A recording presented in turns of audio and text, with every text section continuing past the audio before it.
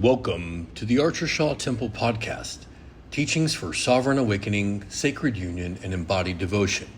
I'm Christopher Shaw, here with Aeon Archer. May this transmission meet you exactly where you are and open the next doorway on your path. Let us begin. Do the Easter teaching, so this is super exciting. I just want to say welcome to everyone who's here. Welcome, Nelson. I believe it's your first time. I'm so glad that you're here. Thank you for joining us today. What I would like to do is take a moment to take a breath with me. Take a deep inhale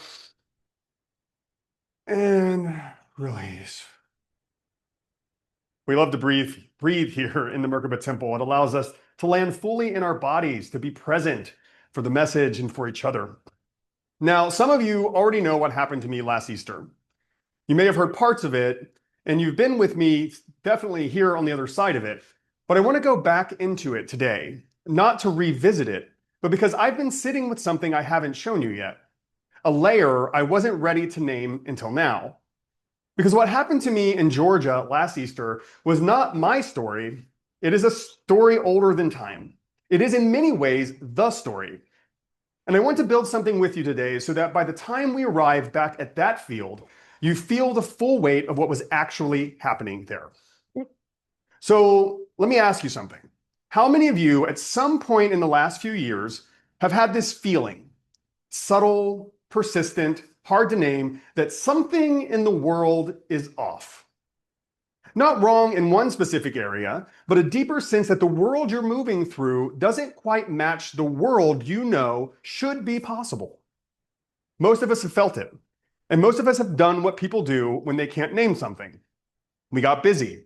We performed. We made our lives look, from the outside, like everything was moving in the right direction. But inside, something was asking a question we weren't quite ready to answer. People are exhausted by performing a version of their lives that doesn't feel true. People are hungry for something that is real. People are sitting inside systems that were built to serve human transformation and instead serve their own continuation. And here's what I want to say about that feeling. That feeling is not pathology. That feeling is not a weakness. That feeling is prophetic. Now I want to take you back 2,000 years ago, a little over 2,000 years ago. Not as a history lesson, but because when you really see the world Jesus walked into, you will stop feeling like your moment in history is unprecedented. The Roman Empire was one of the most sophisticated administrative machines the ancient world had ever produced. By almost every external measure, it was working. The empire was stable. Order was maintained. But here's what that stability cost. Most people were not thriving. They were surviving. Taxation was extraction. Inequality was a feature, not a bug. It kept concentrated power where it wanted to stay. And the religious system, which you might assume should have been a counterweight to all of this, was not separate from the empire. It was deeply entangled in it. And access to God was mediated through a system that required payment, proximity, the right credentials. The institution that was supposed to connect people to the divine had become a gatekeeper to it. The people at the margins of Jesus' ministry, the lepers, the poor, the outcasts, the ritually unclean, were not people who had rejected religion. They were the people who religion had rejected. They had gone to the door. The door was closed. Not out of cruelty, because the system had protocols, because the institution had its reasons, and they felt justified in those reasons. Now, when you step back, it kind of sounds familiar, doesn't it? Into that world walked a man from Galilee with no credentials, no higher education, no political backing, no resources, but yet he had a message so threatening to the existing order that within 3 years, the most powerful empire in the world on earth decided that this one man needed to die. And that's not a minor detail. That is the entire story, because the core of his teaching was this: you do not need a middleman to God. The kingdom of God is not behind a gate someone else controls. It is not something you earn, he said. And he said it directly in Luke. The kingdom of God is within you. And he wasn't speaking to the powerful. He wasn't looking at everyone the system had already told no. He was looking at everyone the system had already told no and said, what you are looking for is already inside of you. Everything, all of it. No institution has the authority to tell you otherwise. And then he demonstrated it. Healing on the Sabbath, eating with sinners, forgiving sins, overturning the money changers, not to be provocative, but to show what it looks like when someone lives outside the system's permission. And the system could not tolerate it. So they arrested him. They tried him. They executed him. And then something happened that the execution was supposed to prevent. He came back. Now, however you hold that, whether you believe it in the literal bodily resurrection, or whether what you can say is that something happened after his death, that no empire, no institution, no execution could contain, the result was the same. The man they silenced became the most proliferated teaching in human history. The movement they tried to bury grew, and there was nothing they could do to stop it. The voice they executed kept speaking through the people. If that is not resurrection, I don't know what is. The force of what he carried was so true, so aligned with something fundamental in all human beings that death could not hold it. That is the return. And it didn't require anyone else's permission. Now, this is where I think we most often miss the point. The resurrection story is not primarily about what happens after you die. It is a story about what becomes possible when you are willing to let what is not true about you die. Every wisdom tradition on earth has a version of this pattern. The mystics call it the dark night of the soul. The psychologists call it ego death. The recovering call it hitting rock bottom. The structure is always the same. Something has to die before something new can live. And what it usually asks for is the part of you that has been running the show, the performed self. Got to look a certain way for the peeps, you know. The protected self. Oh, you're not safe. The self that has been managing your image and hedging your bets and staying just comfortable enough that you never had to fully reckon with your truth. That is what the cross is about. Not a theological abstraction, but the part of you that has to die so that something real can live. And I know this is true because I know this is true because I lived it myself last Easter in Georgia alone. So, my testimony. So I had made a decision, one of the hardest decisions I've ever made, and that I actually needed help, real help. The kind that requires you to admit clearly and without softening that you cannot do this part alone. So I got on a plane, I showed up, and I was ready. Or at least as ready as you can be when every nerve in your body is telling you to turn around, to not show up for your flight. And the treatment center that I flew to Georgia for turned me away on Easter Sunday. Now, I'm not going to tell you that didn't hurt because it devastated me. Not because I hadn't been told no before, but because I had spent everything I had, emotionally, spiritually, logistically, to get to the door of that treatment center.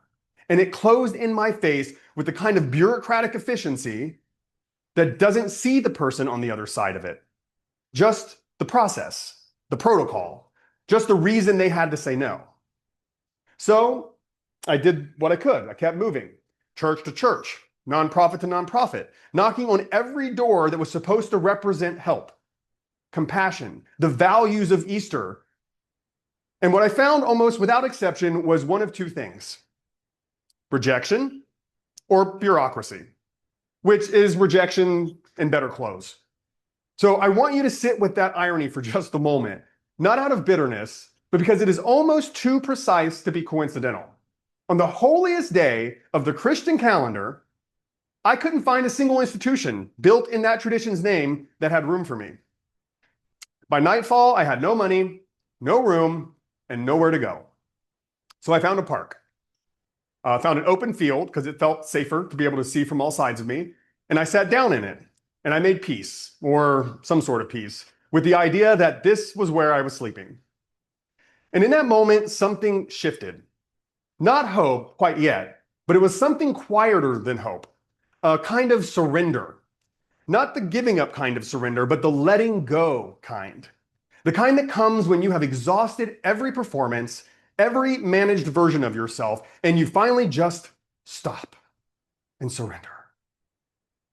I was a man sitting in a field in Georgia on Easter night with nowhere to go. And for the first time in a long time, that was just the truth. No spin, no story, just that. It was what it was. And in that stripped down, terrifying, honest moment, something else became possible. Around 10 o'clock that night, my phone rang, and it was Christopher. And he didn't know exactly where I was, he just knew something was wrong. And when I answered, he didn't panic, he didn't lecture me, he didn't ask me to explain myself, he just asked me, "Where are you right now?" And I told him, and he said, "My brothers only sleep in the Amazon jungle or on the top of mountains. I'll get you a room." And that felt incredible. Like in that moment, I felt so loved and protected, and the grace landed on me. And that was it. No sermon, no conditions, no protocol, but let me help you. Grace. And I've thought about that moment many times since because it changed my life. Because it is the most precise definition of grace I have ever experienced. Not grace as concept, but grace as lived reality. Grace doesn't always descend in a blaze of glory. It doesn't always arrive with signs of wonder. Sometimes it simply arrives by a phone call at 10 o'clock. And sometimes that is the thing that makes the resurrection possible. Because what Christopher did that night, showing up without requiring me to be different, meeting me exactly where I was, that is what Jesus did. For the leper at the edge of the crowd, for the woman at the wall, for the man in the graveyard who had been chained and cast out and given up on. He didn't ask them to clean themselves up before he came to them. He came to them first, and the encounter itself was the transformation. So I got to the hotel room, I did a little ritual shower, and then I did something I hadn't planned, something that kind of arose from a place I can only describe as instinct or necessity. I held a ritual, just me, in a hotel room in Georgia, with almost nothing but a suitcase. And in that ritual, I made a decision I had been circling for 20 years without allowing it to fully land in my life. I let the old version of me die.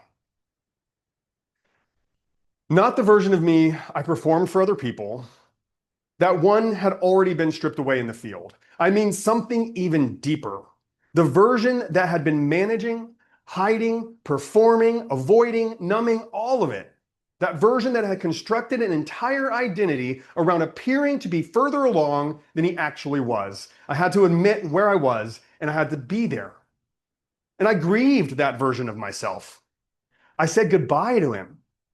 Yet I thanked him for what he had tried to do, because he was trying in his own broken, misdirected, distorted, terrified way to protect me. He just didn't know any other way. And I told him he could rest now, and I went to sleep. That is what the cross is. It's not a cosmic legal transaction. The cross is the moment you stop fighting to preserve what is not true about you, and you trust, with nothing left to trust except the trust itself. That is what is real, and you cannot die. And the crazy thing is, the next day was my birthday. The day after Easter, I woke up, and something was different. I want to be precise about this because I think we spiritualize resurrection in a way that makes it abstract and therefore safe and therefore not quite real.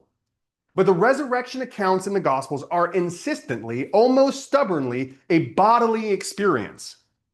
Thomas puts his fingers in the wounds. Mary recognizes Jesus by the way he says her name, and the disciples on the road to Emmaus recognize him in the breaking of bread. He eats fish on the beach with his friends. The resurrection is not a ghost story, it is a body story. And I know why they wrote it that way, because what I experienced that morning was bodily. I got a latte and I cried. Not from sadness, I cried because it tasted like I had never tasted anything in my entire life. Food was different, the air was different, the quality of light was different, even the colors all around me themselves. They were like seeing them for the first time as if I were a child. and I had almost missed it. That is what the resurrection restores. Not just hope for the future, but the capacity to actually be here, now, fully. Later that morning, I found a tree because I love to spend a lot of time in the park those 3 days. It was massive, old, the kind of tree that has been standing through storms and droughts and generations and is still standing, unagitated by anything happening around it. I sat under that tree, and for the first time, as long as I could remember, I wasn't anywhere other than where I was. I was just a man sitting under a tree, 2 days sober, on his birthday, on the day after Easter, with almost, you can't even make this up, it's wild, with almost nothing, yet at the same time, everything. That is where the resurrection lives. Not when everything is going well, but at the edge, at the place where there is nothing left to hold on to. So here's what I want to return to. Here's how I'd like to return this back on us. It's easy to look at other people who rejected Jesus, the Pharisees, the priests, the officials, and feel like we would have been different, like we would have recognized him. But here's the real question. Where are we currently rejecting what is true? Where are we so attached to our version of things that we can't recognize the truth when it shows up in a form we didn't anticipate? The Pharisees were not villains. They were devout, serious people who had given their lives to what they believed was true. They just could not let that go long enough to receive what was being offered to them. And that pattern does not belong only to them. That pattern lives in every one of us today. And a significant portion of us right now are waiting for a return, waiting for a rescuer, waiting for the right moment, the right sign, the right circumstances before it is finally safe to be fully alive. But waiting is often the most sophisticated form of avoidance available to us. Trust me, I did it for a long time. Sounds good, but doesn't work. As long as you are waiting, you are not yet responsible for yourself. You're just waiting for the conditions to be right. And that becomes a really easy excuse not to act. If I had stayed in that field waiting for the system to show up for me, I don't know where I would be right now. I probably do know where I would be right now, and it wouldn't be a good place. But at some point, the waiting became more dangerous than the deciding. And I decided. Not with everything figured out, not with certainty, not with any guarantee, but just allowing myself to fall into the unknown, trusting that it was going to catch me. In the dark, in a hotel room, with 2 days sober, that is, I believe, what the second coming actually means. Not a figure descending from the sky to sort everything out while we watch, but a threshold, a moment in human consciousness and in individual human lives when we stop outsourcing our transformation and start embodying it, taking responsibility for it ourselves. When the Christ, the anointed one, the fully alive human being, stops being something we worship from a distance and starts becoming something that we become. That is the return. And it does not require a date on the calendar. It simply requires a decision. So let me close here. If Christ returned today, in the form that truth actually takes for you right now, would you recognize him? Or would he challenge something you're not ready to let go of? Would he show up in a form that you were expecting? Or would he show up in a field, in a crisis, in a stripped down, nothing left to perform moment you've been doing everything you can avoid? What in you is ready to die? Not as a morbid exercise, but as genuine, loving inventory. What performance, what protection, what carefully constructed story about who you are is it time to set free? Because that letting go is the cross, and it is available to you right now. Not in some future moment when you're more ready, but now. And what comes after, what emerges from the genuine death of what is not true about you, is the resurrection. I cannot tell you exactly what that will feel like for you, but I can tell you what it felt like for me. It felt like a latte on a birthday morning. It felt like a massive old tree that wasn't moving for anything. It felt like 2 days sober and more alive than I had been in years. It felt like my name being spoken by someone who knew exactly where I was. It felt like being found. And I want that for you. Not as a concept, not as a theology, but in your body, in your life, in whatever field you find yourself sitting in. The return isn't coming. It is here. The only question is whether you're ready to stop waiting for it and recognize it. Om Namah Shivaya, Om Guru Om, Amen, Aho, Ashe, and so it is. Christopher will now lead us in a guided meditation to embody this teaching. Thank you.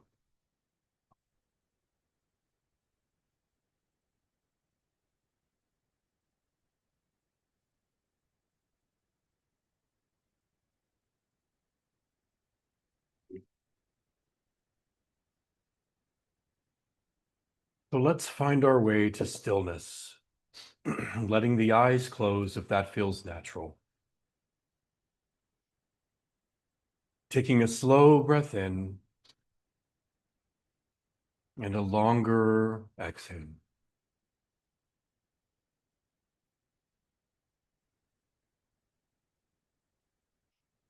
Again, inhale and exhale.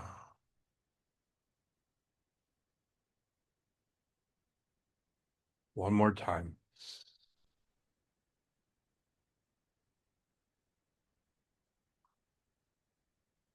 Letting the breath return to its natural rhythm.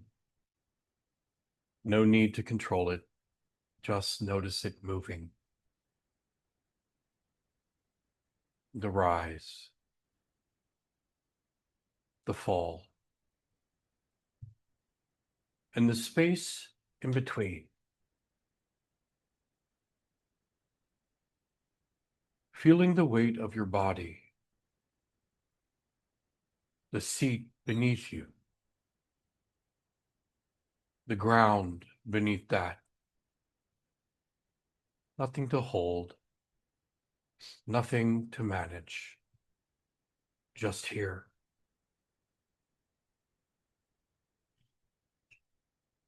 Now bring your awareness gently into the body, into your chest, the heart space.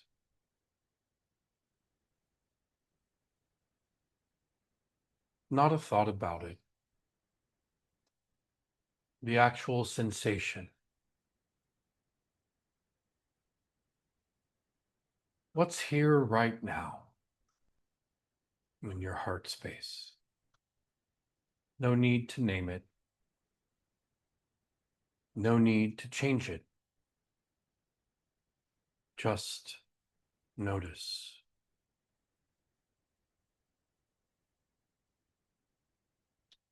Now I want to invite you to let something come closer. Something in your life right now that you've been holding just a little distance from. Could be a truth, a feeling, or a knowing. Allow that to come closer.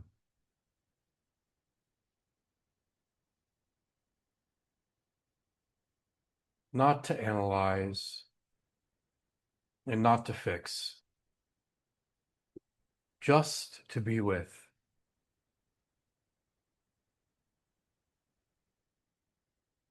Take a slow breath in and let that move into your body. And exhale without pushing anything away.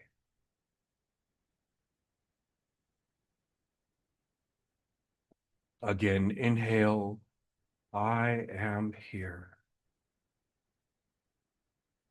And exhale, I'm not leaving.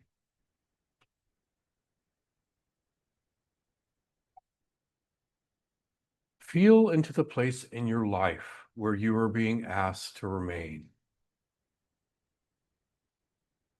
Not to solve, not to understand, just to stay.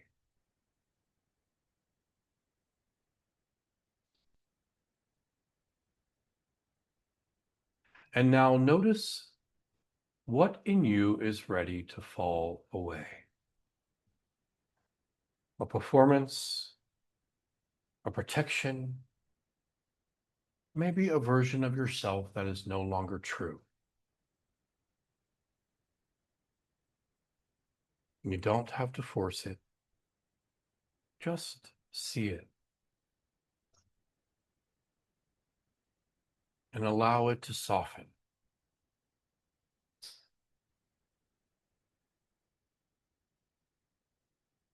Take a deeper breath in now. And as you exhale, let that version of you release. Not rejected, not judged, just complete.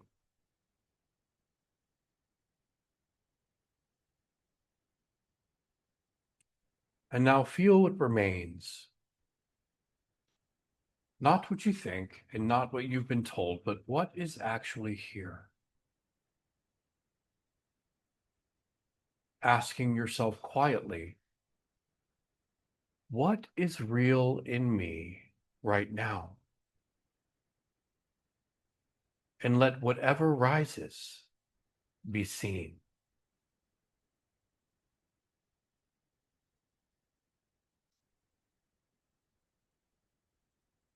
Now feel the body again, the breath, the space around you, the aliveness in your hands, your chest, your face, and take a full breath in and a slow, complete exhale.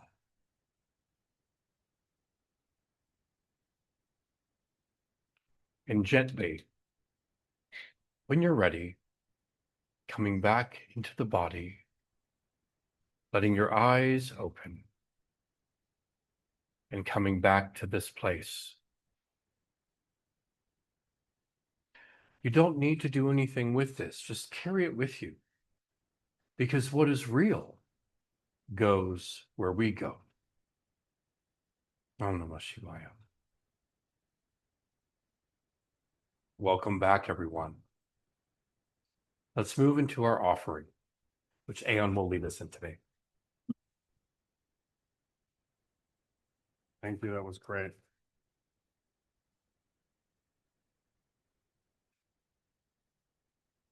All right, everyone. Before we close today, we want to take a moment for offering. At Merkaba Temple, we don't place a barrier between you and this space, but we do believe in right exchange. If this space supports you, if it meets you in something real, we invite you to give. Not from pressure, not from obligation, but from alignment. From the understanding that what you receive, you also help sustain.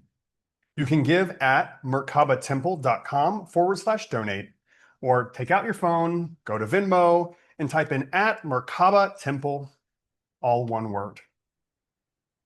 Your offering supports this temple, these gatherings, and the work we are building together. And more than that, it becomes a practice of devotion, a way of relating to life from wholeness, not from lack. When you give from that place, you begin to live differently. So take a moment, feel what's true for you, and give from there. While you're taking out your phones and making your offerings, Christopher will share with us what's right. Thank you for being here with us at ArcherShaw Temple. If something in this teaching helped your body soften or brought you back into yourself, let it keep moving. Share it with someone who's ready. This temple is sustained through conscious participation, through those who feel the resonance and choose to support the work from clarity, not pressure. If you feel called into right exchange, you're welcome to support the mission on Venmo at Merkaba Temple, all one word. And if you'd like to go deeper, you can schedule a complimentary soul alignment session at archershaw.guru. Until next time, take care of your nervous system, walk gently, and stay close to what's true.